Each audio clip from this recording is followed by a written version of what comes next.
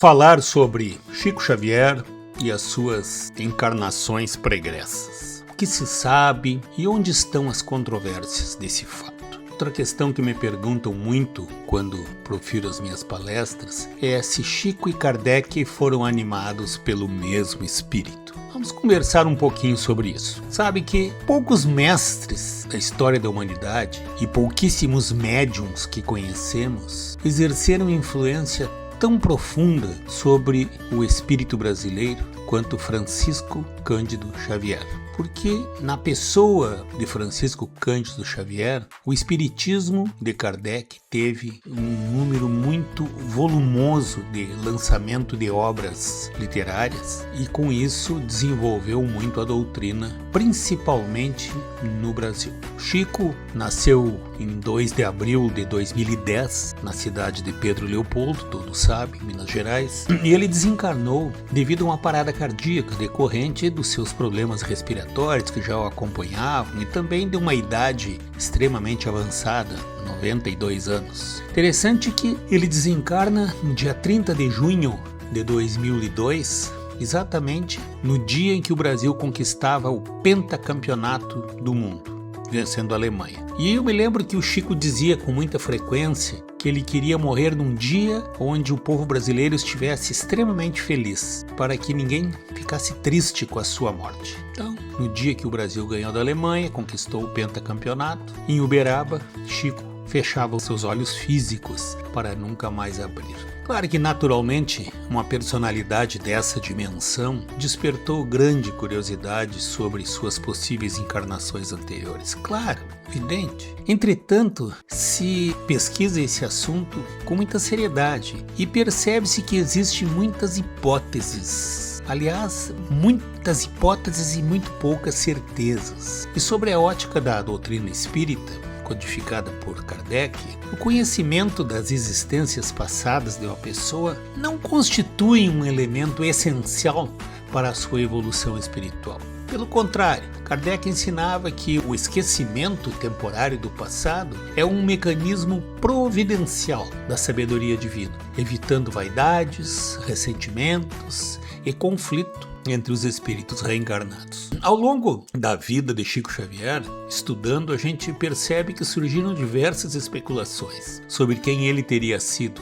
em existências pretéritas. A hipótese mais conhecida afirma então que Chico Xavier seria a reencarnação de Allan Kardec. E essa ideia ganhou força principalmente pela grandiosidade da sua missão mediúnica no Brasil e pela enorme contribuição prestada ao movimento espírita. Entretanto, essa identificação jamais foi confirmada por Chico Xavier. Pelo contrário, em diversas entrevistas ele demonstrou profundo respeito por Kardec, mas nunca afirmou ter sido o codificador do espiritismo. E vejam, pesquisadores espíritas lembram que Emmanuel também nunca declarou explicitamente essa reencarnação. E Emmanuel era um grande amigo do Chico, junto com ele editou, psicografou inúmeros livros. Então, diversos estudiosos consideram que não existe fundamentos doutrinários sólidos para esta hipótese e defendem então que ela permaneça apenas como uma especulação.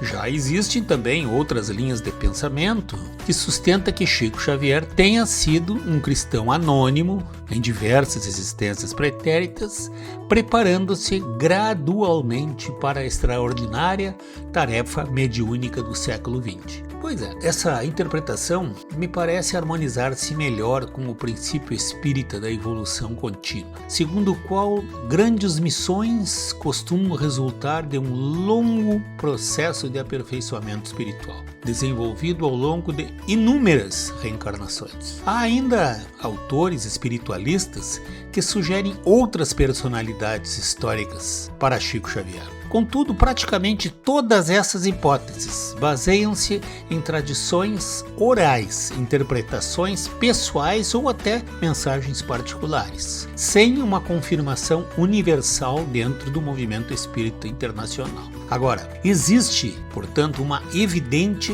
controvérsia a respeito deste tema. O próprio movimento espírita brasileiro está longe de possuir um consenso a respeito disso. Enquanto alguns grupos aceitam determinadas tradições sobre as vidas anteriores de Chico, outros alertam que nenhuma delas possui o valor doutrinário que justifique a expressão absoluta da verdade. Então essa postura cautelosa decorre até acho que da própria metodologia utilizada por Allan Kardec. Para o codificador, essa informação espiritual somente deveria ser aceita quando submetida ao controle universal dos ensinos dos espíritos. Para que vocês entendam melhor, isto é assim, quando confirmada esta informação ou qualquer outra, por múltiplas comunicações independentes e coerentes entre si nas mais variados locais espalhados por esse nosso globo. E as hipóteses sobre as reencarnações de Chico Xavier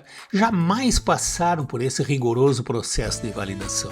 Curiosamente, o próprio Chico nunca demonstrou interesse em divulgar suas possíveis existências passadas. Sua preocupação, para nós, sempre dizia que estava voltada para o trabalho, para a humildade, para a caridade, para o evangelho. E, em diversas ocasiões, afirmou que o importante não era saber o que fomos, mas sim quem estamos procurando ser diante de Deus. Daí, essa postura talvez seja um dos maiores ensinamentos deixados pelo médium Chico Xavier. Em vez de estimular a curiosidade sobre identidades pretéritas, deveria incentivar sim o esforço moral do cotidiano, aquilo que nós fizemos hoje, as nossas lutas para melhorar hoje, aquela reforma íntima e principalmente o serviço ao próximo. Porque ele dizia, como frase conhecida, proferida por Allan Kardec também, que fora da caridade não haveria salvação.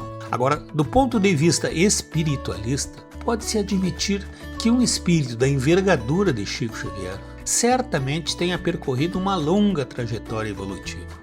Trajetória que obviamente foi composta por encarnações brilhantes, antes de desempenhar a missão tão extraordinária como ele desempenhou no Brasil do século XX. Agora, contudo, ao afirmar categoricamente quais foram as encarnações anteriores, ultrapassaria os limites das evidências que nós temos atualmente disponíveis. Assim, meus amigos, a conclusão mais equilibrada e que não exige comprovação doutrinária das encarnações pregressas de Chico Xavier passa pelo aquilo que eu considero bom senso, seriedade na divulgação da doutrina. Tudo aquilo que nós dizemos, ou falamos, ou afirmamos precisa estar embasado em algo muito sério. Claro que existem hipóteses, interpretações, tradições, mas nenhuma delas pode ser considerada verdadeiramente definitiva. Essa ausência de certeza, longe de diminuir a sua grandeza, reforça justamente uma das principais lições deixadas pelo Chico, que a identidade espiritual do homem vale muito menos que as suas obras de amor. A sua dedicação ao bem, a sua fidelidade aos ensinamentos de Jesus, essas seriam fundamentais serem mostradas e identificadas por quem quer que fosse. Em síntese, meus amigos, a maior herança que Chico Xavier nos deu não está em saber o que ele foi antes de nascer, mas em reconhecer tudo aquilo que ele realizou durante a sua existência aqui na Terra. Uma vida inteiramente dedicada à caridade, à mediunidade, responsável à divulgação do Evangelho e da doutrina espírita. Até a próxima